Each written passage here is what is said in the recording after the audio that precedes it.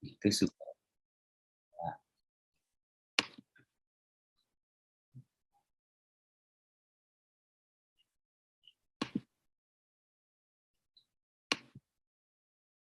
apakah sudah bisa dibaca? Sudah, dokter. Sudah, dokter. Oke. Jadi muskuloskeletal. Jadi muskuloskeletal itu nanti sebetulnya merupakan suatu sistem yang mempunyai peran kaitannya dengan gerak atau moving gitu. Jadi itu ya organ-organnya dalam sistem muskuloskeletal itu apa saja? Yaitu yang pertama adalah otot atau mio atau muskulus. Ya. Kemudian yang kedua adalah sendi, artros, artikulasio, junction gitu. Itu. Kemudian yang ketiga tulang atau osteo gitu.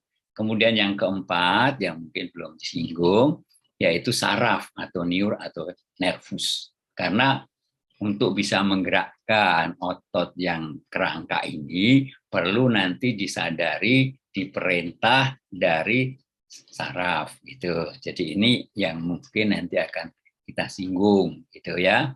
Jadi kita mungkin mengenal juga kita akan bahas terutama otot ini yang akan banyak itu kita akan lihat otot sendiri sebetulnya ini ada bermacam-macam.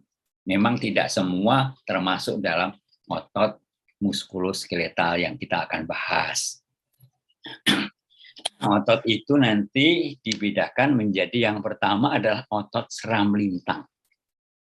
Bisa dikatakan itu sebagai otot skeletal atau berdasarkan bentuknya striated muscle karena gelap terang. Ya, otot-otot yang bergelap dan terang. Kemudian yang kedua adalah otot polos atau smooth muscle. Kemudian yang ketiga adalah otot jantung atau cardiac muscle. Nah, masing-masing itu mempunyai ciri spesifik gitu. Ya, oleh karena itu tapi kita akan lebih menekankan nanti kaitannya dengan otot skelet. Otot skelet tampilan serabutnya berwarna gelap dan terang. Saling bergantian secara melintang atau tegak lurus pada panjang serabut otot itu. Otot ini biasanya melekat pada kerangka tubuh atau tulang. Gitu. Walaupun memang tidak semuanya nanti melekat pada tulang. Gitu. Tapi artinya sebagian besar, hampir semuanya. Gitu. Nah, sekarang kita tahu bedanya apa saja. Perbedaan di antara 3 macam sel otot. Gitu. Itu ya dari sifatnya, bentuk dan ukuran selnya misalnya. Panjangnya silindris, panjang gitu.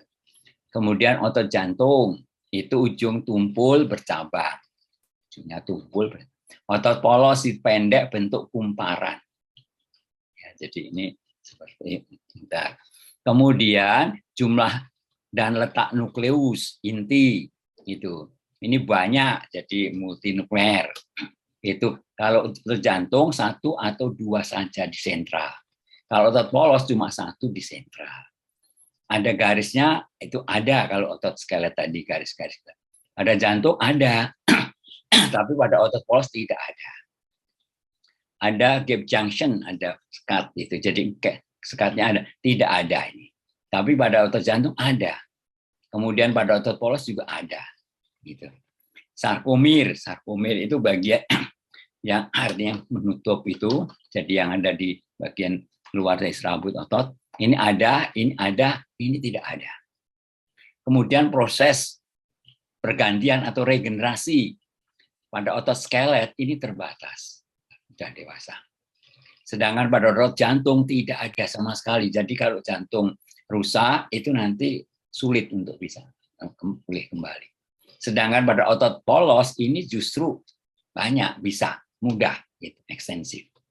Itu kontraksi. Nah, ini yang disadari, oleh karena itu perlu saraf, tidak disadari otot jantung dan ini juga tidak disadari. Jadi kita coba untuk membedakan ya, sama-sama otot, serabut otot atau sel otot tetapi ternyata berbeda gitu, penampilan maupun fungsi dan juga nanti bagaimana mengontrolnya. Nah, sekarang kita akan fokus ke otot seram lintang. Bagian-bagian dari otot seram lintang.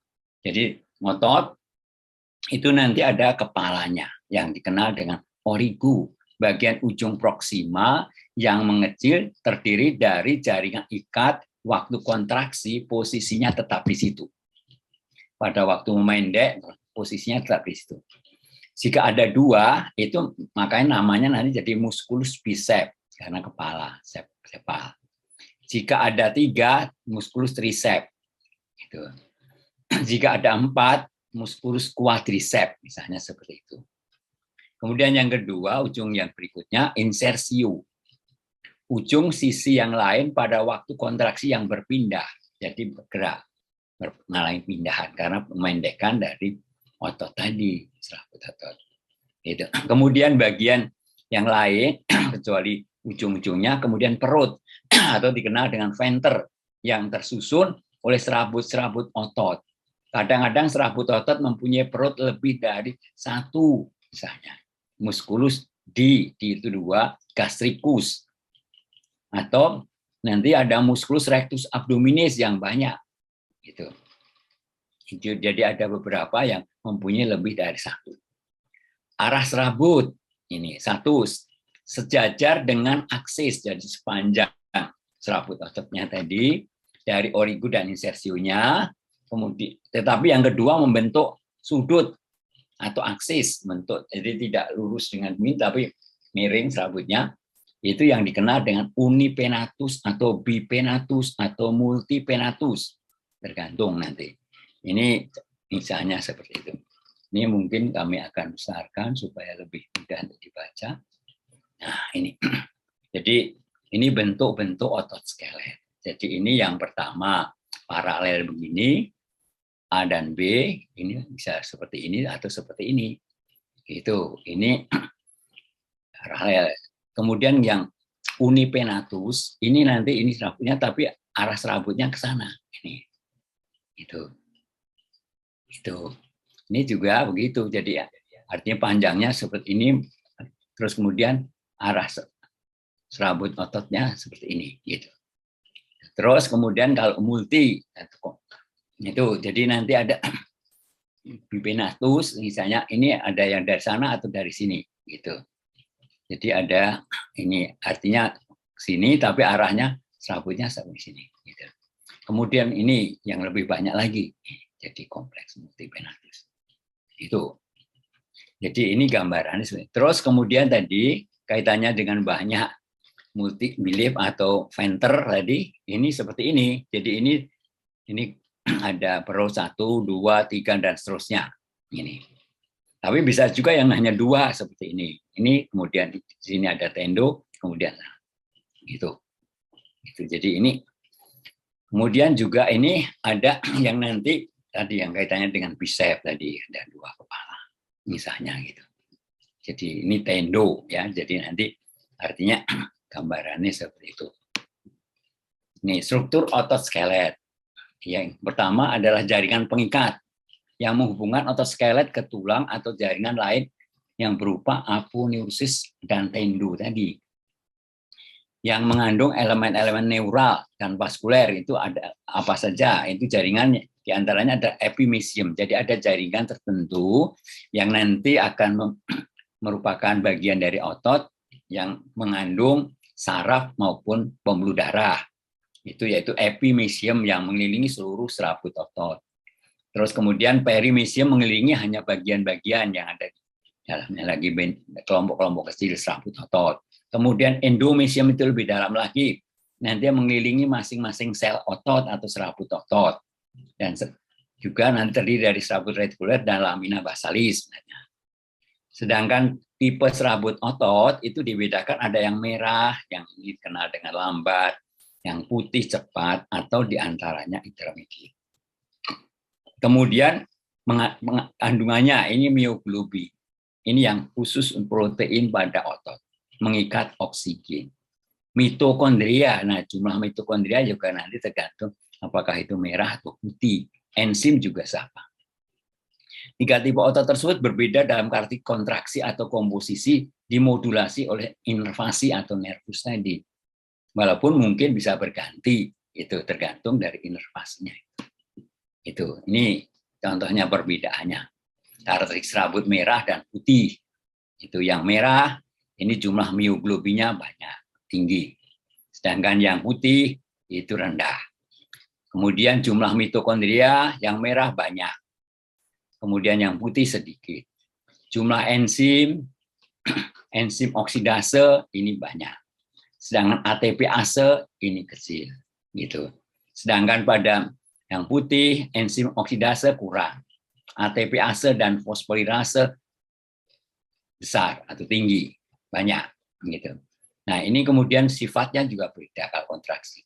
Ini yang merah itu lambat, berulang, tidak mudah lelah. Ini cepat, mudah lelah. Jadi artinya berbeda antara serabut otot merah dan serabut otot putih, gitu ya. Gitu. Nah, ini kemudian pengaturan kontraksi otot skelet oleh serabut saraf tadi. Jadi serabut saraf itu nanti akan menuju ke otot, dan serabut itu berasal dari sistem saraf pusat. Ya, jadi sistem saraf pusat baik itu yang ada medula spinalis maupun ada yang langsung dari otak, gitu, atau medula oblongata. Itu nanti akan menuju ke serabut-serabut ini. Nah, di sini nanti ada tempat melekatnya, tempat namanya neuromuscular junction, gitu. Jadi ini beberapa serabut nanti oleh satu serabut saraf saja, serabut otot ini misalnya bisa 3, bisa 2 atau bisa lebih, gitu. Misalnya seperti itu. Gitu. Terus ini kalau otot skelet, jadi di dalamnya nanti mesti ada skeleton, terus nanti di luarnya ada otot-ototnya, gitu. Otot skelet itu karena melekat pada tulang ini, gitu ya. Ini contohnya saja. Kemudian ini kita lihat nih. Karakteristik daripada otot ini melekat pada tulang jaringan ikat tadi berperan untuk menggerakkan sendi dan di bawah kendali kesadaran. Ujungnya tadi, kepalanya tadi ada origo, punctum fixum, insertio punctum mobile. Otot baru bisa berperan pada sendi tertentu jika otot, baik serabutnya atau tendo, tersebut menyilang sendi itu. Jadi kalau tidak menyilang sendi, tidak bisa berfungsi pada sendi tadi. Bagian ujung ada kepala tadi, sepal atau origo, dan bagian distal, insertio, itu yang kena. Tengah itu perut tadi ya, venter. Jaringan ikat penghubung serabut otot dan dengan tulang perlekatan disebut dengan tendo. Ikatnya. Atau jika tendo itu lebar, makanya disebut dengan aponeurosis. Jaringan ikat pembungkus otot biasanya dinamakan fascia. Jadi nanti kecuali tadi ada epimysium, perimysium, endomysium, nanti di luarnya masih ada fascia. Cuma kadang-kadang fascia ini tidak hanya membungkus satu otot, bisa beberapa otot atau kelompok otot. Ini bersama-sama dibungkus oleh satu fascia. Itu, ini bisa seperti itu. Ini istilah fascia ya. Jadi nama otot terkait dengan letak, terkait dengan bentuk, terkait dengan struktur dan fungsi serta komparasi. Gitu. Ukuran khususnya ya. Bahkan kombinasi dari karakteristik di atas, misalnya contohnya terkait dengan bentuk musculus deltoideus. Jadi bentuknya seperti delta ya. Rectus, bentuknya lurus gitu. Terkait letak, musculus latissimus dorsi, dorsal sebelah lateral. Musculus intercostalis externa, antar kosta di bagian luar. Gitu. Terkait dengan struktur tadi, musculus bicep, musculus digastricus. Jadi ini yang dua. Ya, kemudian musculus quadriceps femoris. Terkait fungsi, musculus levator itu mengangkat elevasi, skapuli. Musculus abductor itu menggerakkan menjauh dari aksis. Jadi ini. Terus musculus tensor menegangkan belly palat ini. Gitu. Terkait dengan komparasi, musculus pectoralis minor, nanti ada musculus pectoralis mayor. Musculus peroneus longus, nanti ada musculus peroneus brevis atau panjang ini pendek, kecil ini besar, misalnya seperti itu. Jadi ini nama-nama otot sudah bisa menunjukkan juga kaitannya dengan ini. Gitu. Nama otot sudah menunjukkan bentuk tadi, letak, posisi, dan fungsi tadi. Musculus extensor hallucis longus. Jadi otot nanti untuk ekstensi, untuk meluruskan, halux itu ibu jari kaki, longus itu panjang ototnya. Jadi musculus flexor digitorum superficialis. Jadi otot untuk fleksi itu menekuk ya. Terus kemudian digitorum, digiti itu jari, superficialis itu letaknya posisinya. Musculus extensor carpi radialis, ekstensi meluruskan, carpi pada karpa telapak tangan, radialis di daerah radius, longus panjang. Jadi musculus obliquus abdominis externus, otot oblik itu miring serabutnya di perut bagian luar. Jadi kadang-kadang sudah bisa diartikan posisi maupun fungsi gitu. Ini yang. Nah, kemudian fungsi otot. Ini kontraksi, bisa isotonis, tonusnya sama, tapi nanti kemudian ukurannya menjadi lebih pendek, isometris ukurannya sama, tapi tonusnya mungkin bisa berbeda, gitu. Relaksasi, sebagian penuh, bisa juga sendiri atau kelompok sama. Bekerja untuk bergerak, bisa nanti kalau bersama-sama namanya antara beberapa otot sinergis. Kalau nanti saling berlawanan, itu antagonis. Tapi bisa juga itu hanya sebagai stabilisator supaya posisinya tetap, itu stabilisator atau netralisator. Jadi untuk menetralisir, itu supaya tidak berlebihan. Contoh sinergis pada gerak aduksi. Aduksi itu jadi menarik itu. Misalnya dari sini ke sini ke bawah ke aksis gitu. Jadi humeri melibatkan kontraksi kedua otot, pectoralis major dan latissimus dorsi. Jadi pectoralis major itu yang dari depan sini dan latissimus dorsi itu yang dari belakang gitu ya. Ini sama-sama narik ini lengan itu dekat dengan badan gitu. Nah, otot kontraksi maka tubuh atau bagian tubuh bisa berpindah tempat bergerak. Jadi seperti ini misalnya musculus bicep. Nanti kemudian ini bisa menyebabkan yang tadinya lurus jadi fleksi atau bengkok. Kemudian ini musculus deltoideus. Ini yang tadinya ke bawah, kemudian ini nanti kemudian akan tertarik ke atas. Jadi ini artinya tadinya lengan ke bawah sana, kemudian dia tarik ini.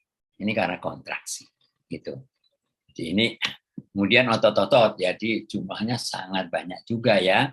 Ini otot-otot yang dari dorsal, yang mungkin saudara nanti kalau praktikum perlu melihat, memahami namanya apa, supaya nanti tahu. Kemudian kecuali sudah tahu namanya, origonya di mana, insersionya di mana, gitu. Nanti kemudian, oh ini kalau begitu menyilang di sendi apa, fungsinya apa, gitu. Jadi ini otot-otot biasanya yang besar ada di luar, yang lebih pendek, lebih kecil ada di bagian dalam. Biasanya begitu. Ini otot-otot dan tubuh yang dari sisi posterior. Jadi ini cukup banyak ya, mulai dari kepala sampai nanti kaki, gitu. Jadi ini yang dari depan. Jadi dari depan juga ada otot-otot tadi, baik itu dan wajah maupun nanti di toraks atau abdomen atau nanti anggota badan bawah, anggota badan atas. Ini ada juga otot-ototnya cukup banyak, gitu. Dan namanya masing-masing otot ada. Itu yang kelihatan. Ya, kemudian ini kalau ini otot wajah yang nanti kira-kira posisinya begini, walaupun ini dengan mungkin artinya hanya arti gambaran, tapi supaya tahu posisinya ada otot yang seperti ini. Gitu. Jadi ini otot-otot yang cukup banyak, tapi ini memang lebih kecil-kecil, ya, ini pendek. Gitu. Ini otot pada wajah atau fascia. Gitu. Terus ini otot-otot pada leher, serviks bagian belakang atau namanya nuki atau nuka. Itu jadi ini yang profundus yang dalam, ini yang superficial. Jadi nanti di luar, kemudian kalau dibuka seperti ini nanti bisa lihat. Ini dibuka lagi nanti ada ototnya lagi. Jadi makin dalam makin kecil, biasanya makin pendek juga. Gitu otot-ototnya yang ada yang ditemukan. Itu biasanya. Itu. Terus ini contohnya tadi dari otot-otot daerah nuki tadi. Ini yang superficial, kemudian kalau dibuka nanti dalamnya ada otot-otot ini. Tuh, jadi ini dia lebih dalam dari ini. Gitu. Terus di sini lebih dalam lagi.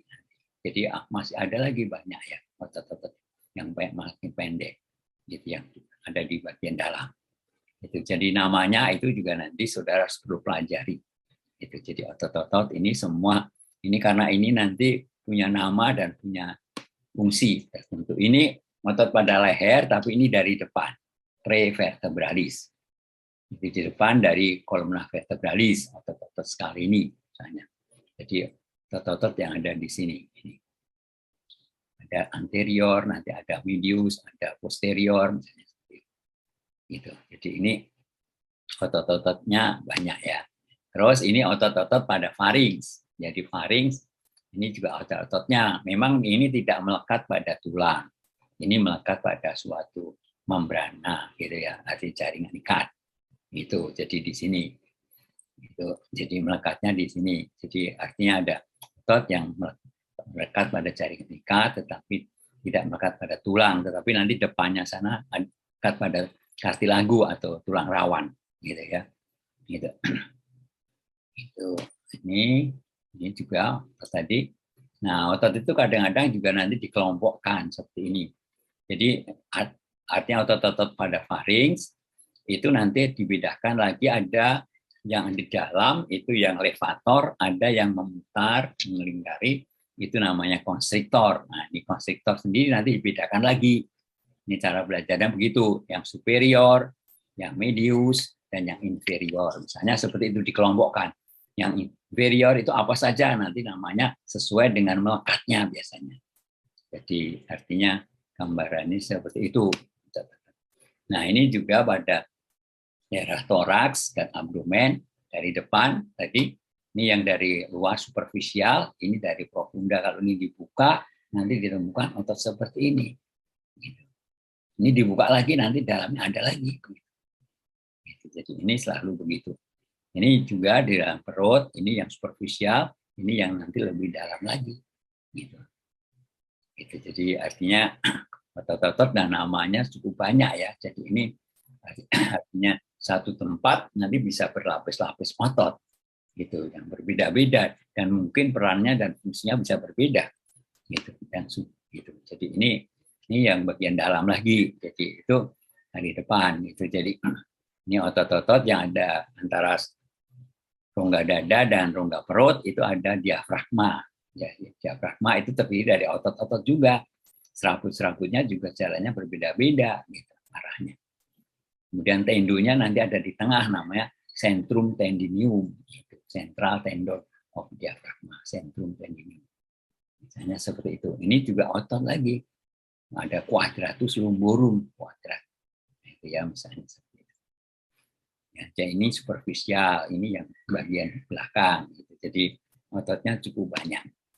Ini demikian juga tadi. Ini kalau ini dibuka, nanti bagian dalamnya ada otot ini. Itu. Jadi artinya kita perlu belajar juga nama-nama otot, letaknya di mana. Itu perlu. Itu walaupun sudah terbantu dengan nama dan juga tadi kaitannya dengan letak maupun fungsinya. Gitu. Itu jadi ini tadi dalam punggung atau dorsum itu nanti ada otot yang superficial, ada otot yang itu namanya ini. Jadi di sini misalnya ada rhomboides mayor, ini ada rhomboides minor misalnya, nanti ada juga. Gitu. Jadi ada mayor, ada minor, kemudian nanti ada teres mayor, teres minor, misalnya. Jadi ada bersama tapi sebenarnya beda. Itu ya, jadi ini musculus trapezius ini besar, ini paling luar. Ini musculus latissimus dorsi tadi, ini yang besar juga di luar. Itu musculus deltoideus, pectoralis mayor. Jadi ini yang besar-besar, tapi kalau nanti dibuka dalamnya nanti ada apa? Itu jadi ini. Nah, ini seperti ini. Kalau nanti dari tadi pada scapula itu kalau dari depan nanti ada juga ototnya yang di situ. Namanya musculus subscapularis. Di sini deltoideus tadi, di sini ada coracobrachialis, ada bicep brachii, gitu. Jadi ini ada otot-otot. Kemudian di sini ada brachialis, hampir sama, karena ini kaitannya dengan brachium posisinya. Gitu. Jadi ini mungkin perlu nanti ada brachioradialis. Jadi ada brachio. Ini pasti ada hubungannya dengan brachium gitu. Jadi itu. Nah, ini juga kaitannya dengan otot yang ada pada antebrachium. Itu jadi nanti ada yang kaitan superficial seperti ini, kemudian profunda. Tapi otot-otot yang ada di depan begini namanya otot-otot kelompok otot flexor.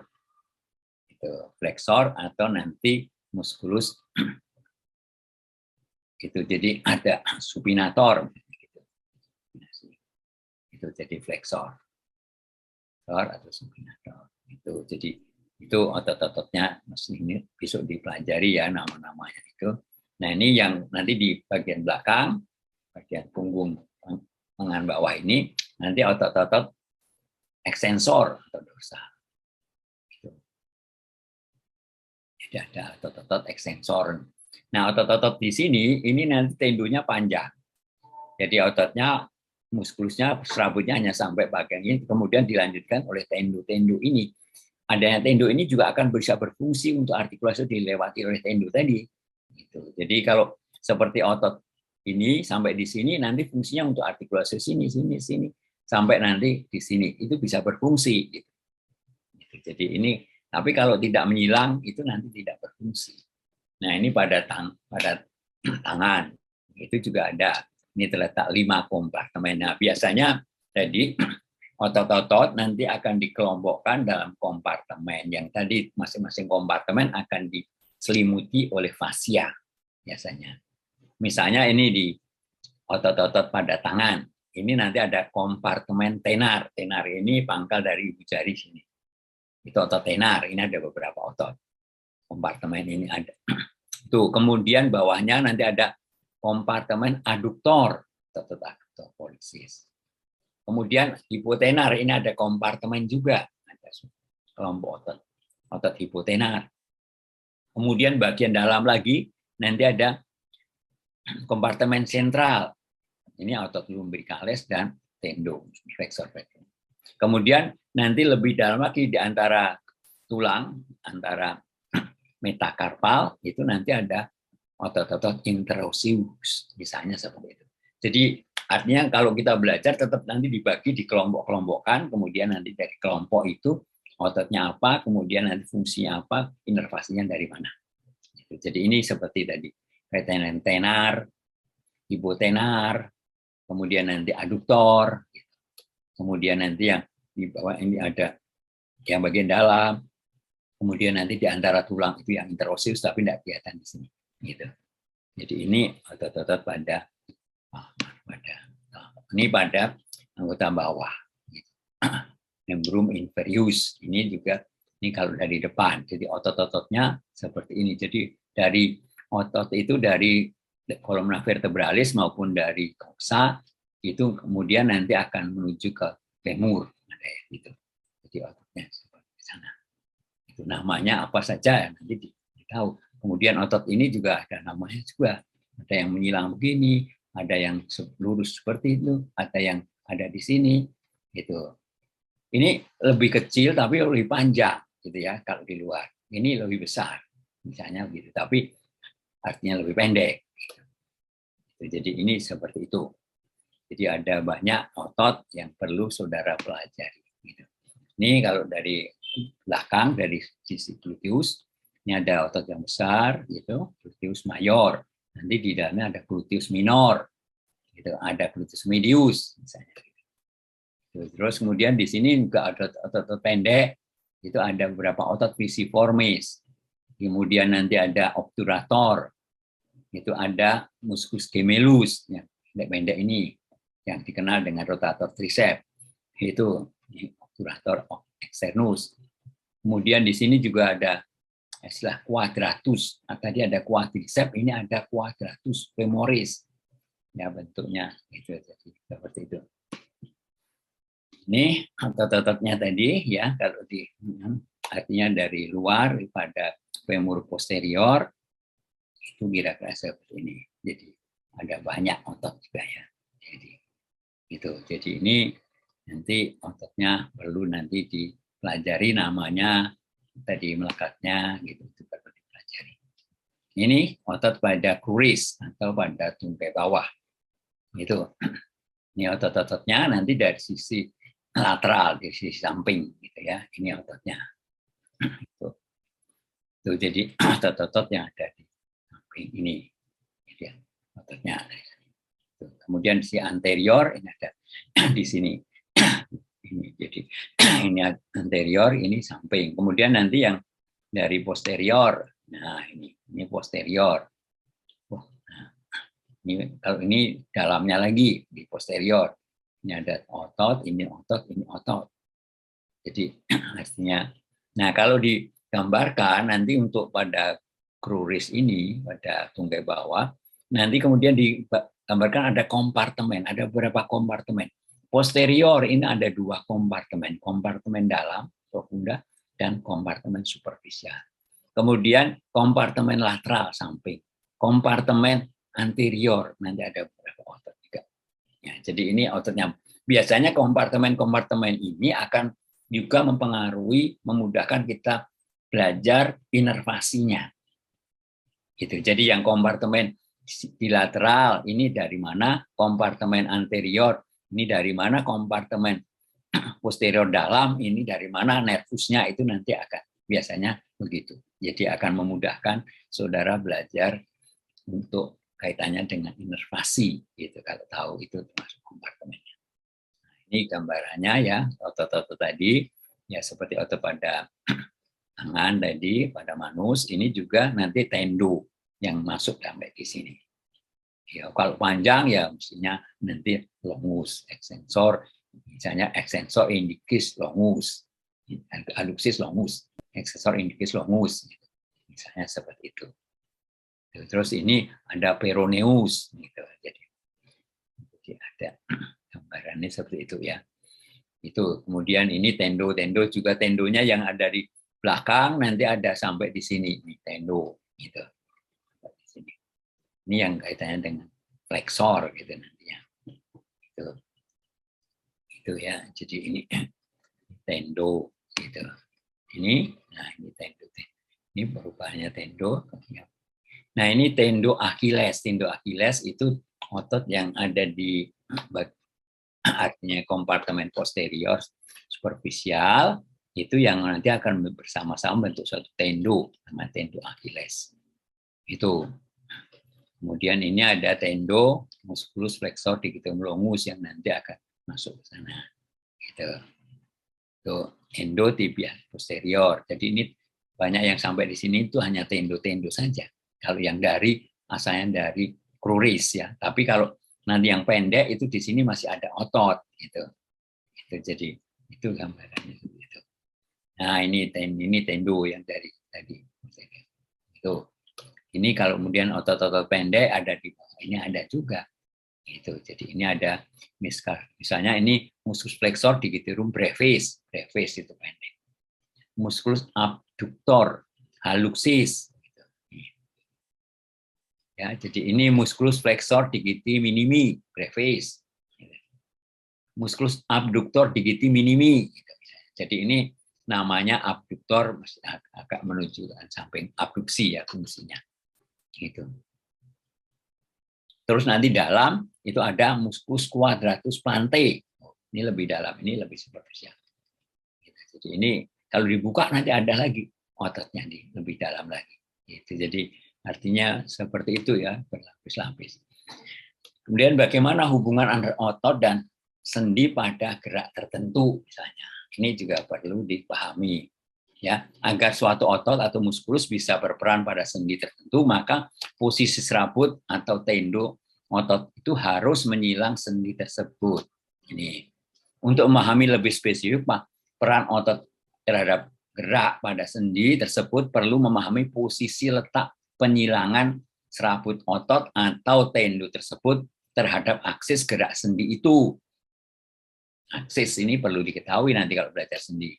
Jika serabut otot atau tendo menyilang aksis transversal itu dari media ke lateral aksisnya ya ke sana, itu di sebelah anterior, sebelah depan, maka akan berfungsi untuk anterfleksi karena ini pendek, kemudian akan menekuk ke depan. Tetapi jika menyilangnya di sebelah posterior, di belakang sana, itu maka akan berfungsi sebagai retrofleksi ke belakang. Jika serabut otot atau tendo menyilang aksis sagital aksis yang sana, ini depan belakang gitu ya. Itu di sebelah lateral maka akan berfungsi sebagai abduksi, begini ngangkat. Tetapi jika menyilangnya di sebelah medial maka akan berfungsi sebagai aduksi, mendekatkan gitu. Itu gambarannya seperti itu. Jadi ini kalau sudah bisa tahu untuk gerak rotasi atau aksis longitudinal, untuk aksis longitudinal agar otot berperan untuk endorotasi, mutar ke dalam, maka serabut otot atau tendo harus menyilang aksis itu dari medial kranial, dari medial proksimal atau kranial di sebelah ventral, atau menyilang aksis itu dari lateral kranial atau proksima di sebelah dorsal. Jadi ini supaya bisa berfungsi nanti ke sini atau sana gitu ya. Itu tergantung aksisnya di mana gitu tadi. Jadi ini aksis longitudinal medial.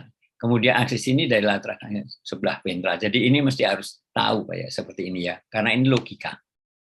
Ini mungkin gambaran seperti itu. Jadi nanti saudara belajar tulang, nanti di dalam tulang ada banyak bangunan seperti ini. Nah, bangunan-bangunan itu nanti akan dipakai untuk melekatnya otot. Gitu. Yang ini yang merah, ini origo.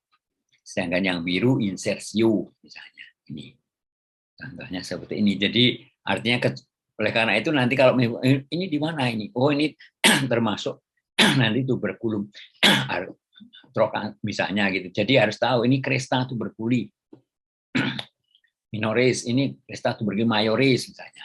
Jadi artinya kita harus tahu gitu. Gitu. Jadi nama-nama itu tahu. Oh di sini ada tuberositas deltoidea. Ini ada namanya epicondylus medialis misalnya. Jadi ini harus tahu gitu. Jadi kemudian ini ada fossa subscapularis. Ini ada olecranon misalnya. Jadi ini mesti harus ada bagian-bagian dari tulang juga harus tahu. Ini tuberositas infraglenoid, ini tuberositas supraglenoid. Ini mesti harus tahu. Gitu ya. Jadi bangunan. Ini contohnya. Jadi ini otot bicep misalnya. Jadi tadi ada dua kepalanya, origonya gitu. Terus ini kalau ini kontraksi nanti ini dua origo pada kaput hitam dan biru, kaput longum dan kaput brevo, insersinya merah di tulang radius pada anterior. Jadi otot ini melewati dua sendi di sini. Ini sama di sini. Itu articulus humeri dan articulus cubiti. Artinya otot ini akan berperan pada articulus humeri dan articulus cubiti juga gitu. Itu masing-masing fungsinya apa itu harus jelas. Itu. Kemudian kaitannya dengan aksis ini. Jadi tadi kalau aksis transversal itu yang terletak di bidang transversal antofleksi jika menyilang tadi di anterior proksima ke distal tadi. Aksis longitudinal itu panjang itu dari proksima ke distal. Nanti endorotasi jika serabutnya tadi menyilang gitu ya. Jadi ini perlu nanti diketahui. Aksis sagital itu demikian juga. Jadi itu perlu diketahui letaknya serabut otot terhadap aksis pada persendian tadi.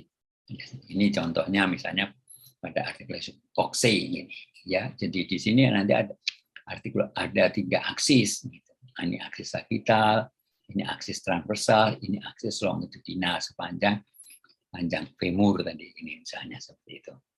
Jadi ini perlu nanti dipelajari ya. Memang tidak semuanya punya 3 aksis, ada sendi yang hanya 1 aksis, ada sendi yang hanya 2 aksis misalnya. Tapi semuanya perlu diketahui. Ini misalnya artikulasi biaksial, 2 aksis saja. Ini 2 aksis sumbu gerak. Berdasar bentuknya dataran. Dibedakan ada selaris seperti sel aja. Itu jadi saddle misalnya. Ellipsoid seperti elips, oval. Itu jadi bisa seperti ini, bisa seperti ini. Ada aksisnya panjang atau aksis pendek kalau itu namanya. Gitu ya. Nah, ini kalau misalnya ini artikulasio dengan 1 aksis transversal saja, misalnya artikulasio genu gitu. Ini hanya 1 aksisnya. gerakan hanya fleksi ekstensi gitu. Jadi otot yang lewat di belakang nanti untuk fleksi, sedangkan yang di depan untuk ekstensi misalnya gitu. Jadi itu gambarannya seperti itu. Kemudian macam-macam fungsi otot terhadap gerak tadi, misalnya ada rotasi jika menggerakkan tulang untuk berputar endo maupun ekso dari aksis longitudinal tadi. Fleksi jika membengkokkan sendi aksis transversal, ekstensi jika meluruskan sendi aksis transversal tadi, abduksi jika menjauhkan dari aksis tubuh aksis kita, aduksi jika mendekatkan dengan aksis tubuh aksis kita, elevasi jika menaikkan organ atau tempat insersiu, depresi jika menurunkan organ atau tempat insersiunya. Yang spesifik misalnya protrusi ini kalau sini itu ya, pronasi, protrusi. Kemudian supinasi, telentang, supinasi, retraksi ya, jadi ini retraksi itu balik, traksi gitu. Nah ini sendi, macam sendinya juga nanti perlu dipelajari ya pada waktu ini. Itu artinya hanya bergeser, gliding. Kemudian ada tadi kaitannya dengan gerak, artinya fleksi ekstensi anguler, itu atau lateral fleksi ekstensi misalnya. Kemudian yang spesial nanti ada dorsofleksi, plantar fleksi seperti pada telapak kaki. Itu kemudian abduksi yang menjauh dan aduksi mendekat. Sirkumduksio ini kombinasi, gerakan kombinasi. Itu jadi rotasi, endorotasi, eksorotasi ke dalam maupun keluar kalau rotasi. Yang khusus nanti ada istilah pronasi dan supinasi lagi. Itu tentang inversi, nah, nanti untuk kaki inversi, eversi, elevasi, depresi, protraksi, retraksi tadi. Oposisi sama reposisi, oposisi itu berlawan, saling mendekat. Itu berlawanan, reposisi kembali. Itu jadi gerakan-gerakan itulah yang ini saya kira demikian. Mungkin ada pertanyaan. Ini masih abduksi contohnya ini ya. Jadi artinya gerakan ini yang susah kita. Nah ini yang saudara perlu pelajari. Jadi kalau otot namanya apa? Kemudian nanti melekatnya di mana saja. Ini origo insersiunya. Itu. Terus kemudian nanti fungsinya apa? Nervusnya apa? Itu. Jadi ini yang perlu diketahui itu. Jadi artinya nama otot apa? Kemudian nanti fungsinya bagian-bagiannya, strukturnya bagaimana. Terus nanti melekatnya di mana. Kemudian fungsinya apa, nervusnya menginervasinya apa. Itu yang perlu diketahui. Itu ya, jadi kalau belajar satu otot, itu mestinya harus begini. Itu kira-kira seperti itu. Saya kira itu, terima kasih. Mungkin ada yang perlu didiskusikan atau ditanyakan, silahkan.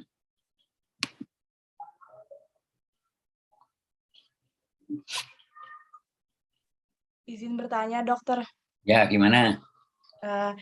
Saya itu ada baca kan, dok, dari anatomimu kemarin juga, dokter ada menjelaskan kalau galea aponeurotica itu termasuk bagian otot ya, dok? Iya. Nah, itu perannya galea aponeurotica itu di dalam sistem muskuloskeletal itu apa ya, dok? Sedangkan yang saya tahu bahwa galea aponeurotica itu tidak berkontraksi ya, dok. Jadi perannya itu dan pengaruhnya terhadap sistem muskulus itu apa ya, dok?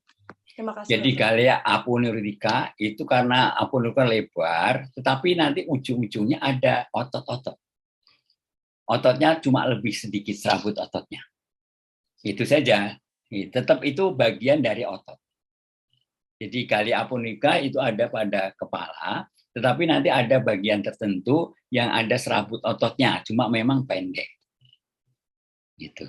Jadi bentuk tendo yang luas itu namanya aponeurosis. Itu.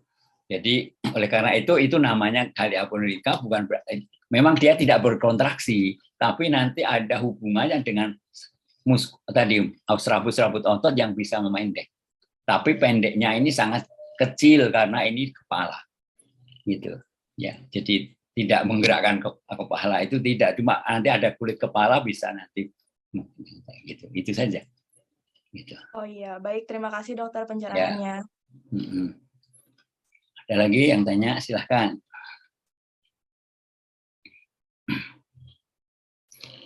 Jadi cukup banyak ya belajarnya, otot itu jumlahnya ratusan, jadi lebih banyak daripada tulang yang jelas. Tapi kan tadi kaitannya dengan nama itu sudah bisa menunjukkan tempat. Nama menunjukkan juga nanti kaitannya dengan fungsi, kaitannya dengan posisi, struktur gitu. Itu kira-kira seperti itu. Oleh karena itu kalau kita belajar, kita kelompok-kelompokkan lagi. Ini belajar anatomi itu modelnya begitu. Dikelompok-kelompokkan sehingga nanti dari kelompok ini, misalnya kelompok tadi yang ada di tubuh trunkus pada abdomen atau pada perut, pada toraks misalnya. Toraks saja dikelompokkan nanti yang di depan sama yang di belakang apa. Gitu. Terus yang di belakang atau di depan nanti yang superficial apa, yang dalam apa. Jadi artinya kita coba untuk lihat itu sehingga nanti mudah untuk menghafalkan. Kalau kita artinya punya pola yang sistematis, itu akan mudah untuk mengenal, walaupun banyak. Gitu. Itu. Jadi kalau hanya dihafalkan sama sekali dihafalkan dengan kata-katanya agak sulit. Tapi kalau dikelompok-kelompokkan, kemudian nanti dari kelompok ini itu posisinya di mana, bentuknya seperti apa, nah, nanti kan bisa tahu. Misalnya sebutkan otot-otot pada glutea. Gitu. Nah, mulai dari gluteus maximus, gluteus medius, gluteus minimus misalnya. Oh, di sana nanti ada quadratus femoris, gitu. Ada gemellus superior, gemellus inferior, obturator externus, misalnya. Piriformis. Jadi itu nanti jadi hafal gitu. Ya, kira-kira gambarannya seperti itu. Jadi harus tahu ini kelompok di mana. Gitu. Kemudian dari kalau sudah tahu kelompok ini, oh ini melekatnya di sana, ini melekatnya di sini. Mengapa kok melekatnya? Oh ini posisinya karena lebih dalam, ini lebih luar misalnya. Itu jadi artinya kita coba untuk setiap informasi kita asosiasikan dengan pengetahuan yang sudah kita miliki. Gitu. Kemudian nanti otot itu letaknya antara ini lewat sendi apa, sebelah mana, itu nanti bisa tahu fungsinya. Itu kira-kira gambarannya seperti itu. Ada yang tanya?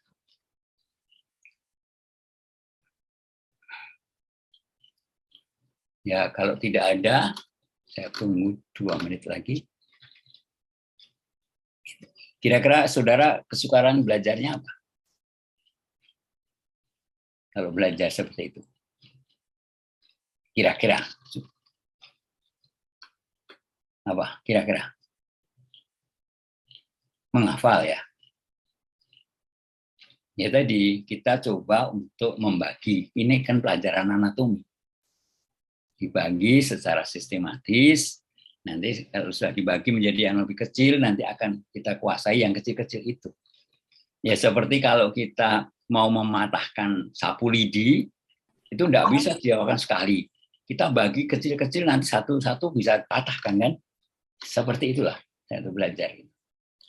Jadi artinya membuat menjadi lebih kecil yang nanti kita akan pahami. Itu kira-kira seperti itu ya. Jadi ini modelnya seperti itu, gitu. Ini mengenal tubuh manusia yang merupakan tadi ini objek atau subjek yang saudara akan coba untuk intervensi lakukan, gitu ya, mengatasi masalah itu tubuh manusia. Gitu. Jadi satu otot kecil itu ada artinya, ada maknanya, ya. Jangan dianggap itu cuma kecil, tidak bermakna, bukan begitu. Bagian dari tubuh apapun juga itu ada maknanya. Ini, jadi saudara perlu belajar itu, gitu. Cuma tadi aturan-aturan pemberian nama itu ada, gitu ya, jelas gitu. Sehingga kalau kita mendapat informasi kita sudah bisa mengasosiasi, kira-kira seperti itu. Tuh.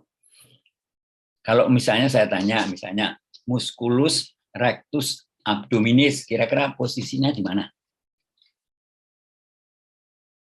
Kalau kata-kata itu. Letaknya di mana gitu?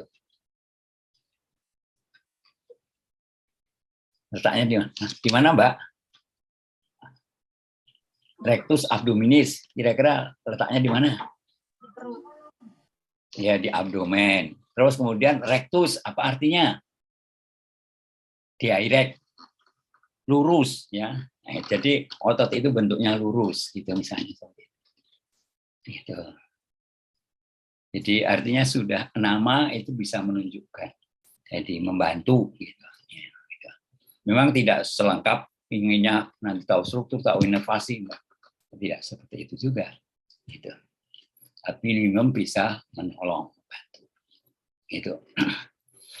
Itu ya, saya kira itu. Kalau tidak ada, saya kira kita akhiri sekian dulu. Selamat belajar, sukses semua ya. Sampai ketemu lagi. Saya pamit ya. Saya stop share. Terima kasih, dokter. Ya, Terima kasih, dokter. Terima Terima kasih, dokter. Terima kasih, dokter. Terima kasih, dokter. Terima kasih, dokter. Terima kasih, dokter.